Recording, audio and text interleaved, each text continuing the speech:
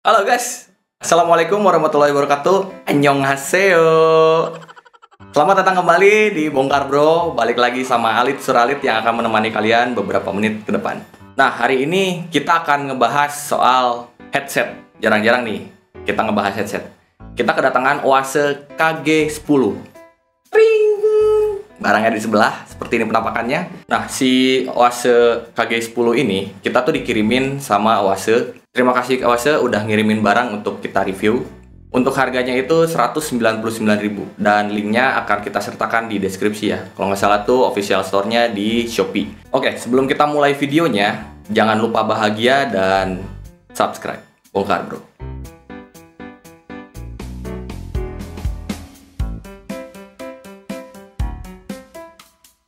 Apa aja sih yang akan kalian dapat kalau kalian beli Oase KG10? Kalian akan dapat headsetnya, kemudian kalian akan dapat kabel USB-A ke micro USB yang menurut gua ini pendek banget, dan yang terakhir adalah buku panduannya.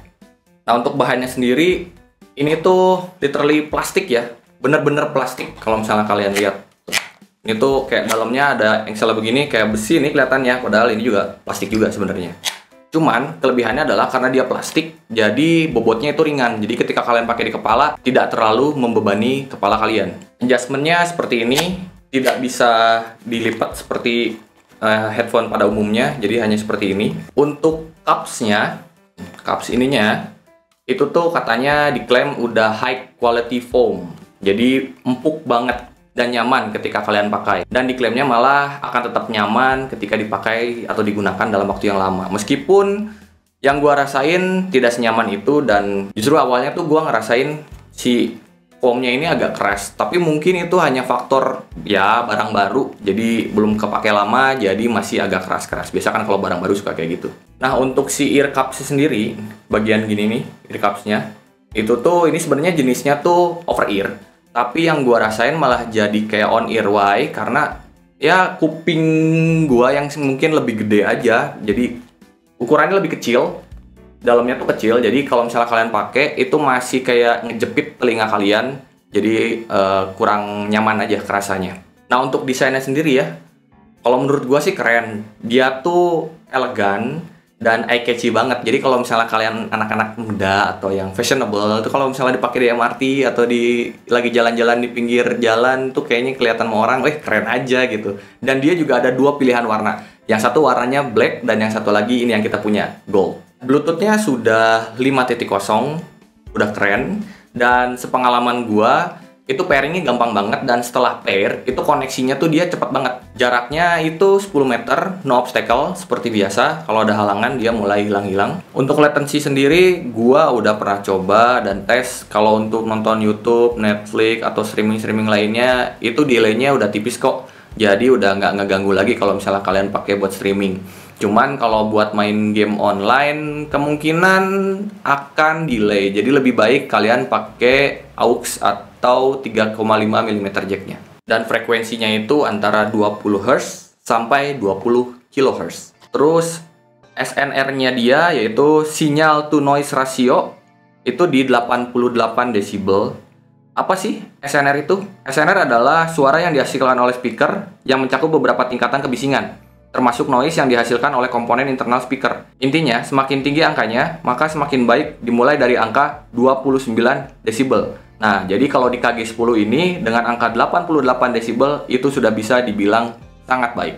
Drivernya itu udah ultra dynamic driver, dan udah diklaim Full HD Clear Sound, meskipun gua nggak nemu nih ukuran drivernya berapa, dan masalah Full HD Clear Sound-nya itu akan kita bahas nanti ya. Kodeknya juga gua nggak nemu, sorry banget buat teman-teman yang bertanya kodeknya apa. Mungkin nanti next kita akan coba cari-cari lagi kodeknya, karena kalau misalnya kalian lihat di kotaknya juga dan di buku manualnya itu tidak disebutkan. Fitur tambahannya, dia ini selain Bluetooth, dia juga bisa pakai TF card, ada aux 3,5 mm, dan ada FM radionya. Keren banget.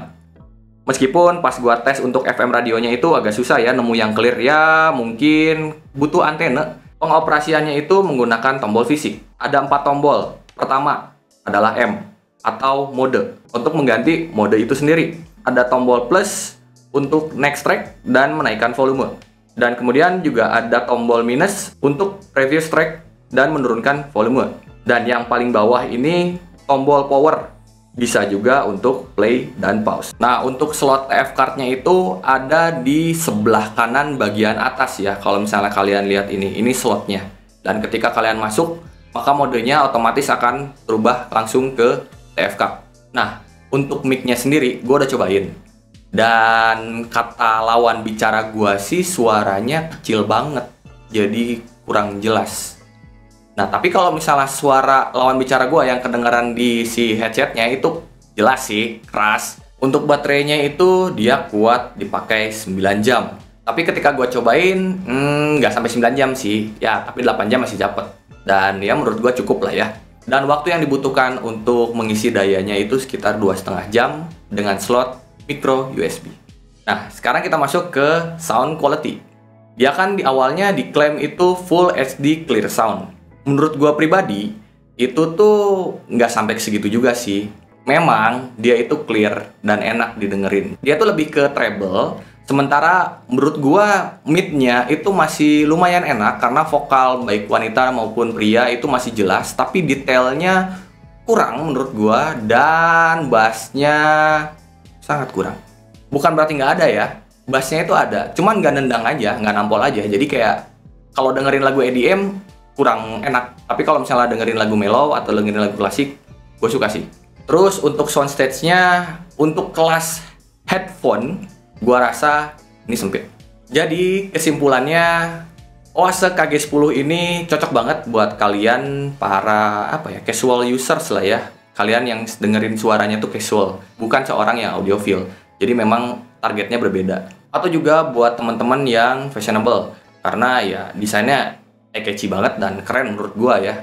Kelihatan sama orang tuh, wow gitu. Apa nih headsetnya? Gitu, pasti menarik perhatian. Dan juga teman-teman yang punya budget terbatas untuk mencari sebuah headphone. Terlebih ya sebenarnya dengan harga 199.000 kalian tuh dapat banyak kok kalau misalnya kalian beli ini. Kalian bisa nggak takut masalah delay karena dia masih bisa pakai aux, dia bisa FM, dia bisa pakai TF card. Ya dengan harga segini menurut gua kalian dapat banyak. Apalagi ya orang-orang kayak gua yang sahabat Kirehore, ini tuh udah best deal banget lah. Tapi kalau kalian tanya opini gua, jujur gua kurang suka. Oke, segitu aja videonya. Terima kasih yang udah nonton, terima kasih yang udah dukung Bung Arbro sampai saat ini. Maaf kalau ada salah kata dan kurang. Sampai berjumpa di episode berikutnya. Assalamualaikum warahmatullahi wabarakatuh.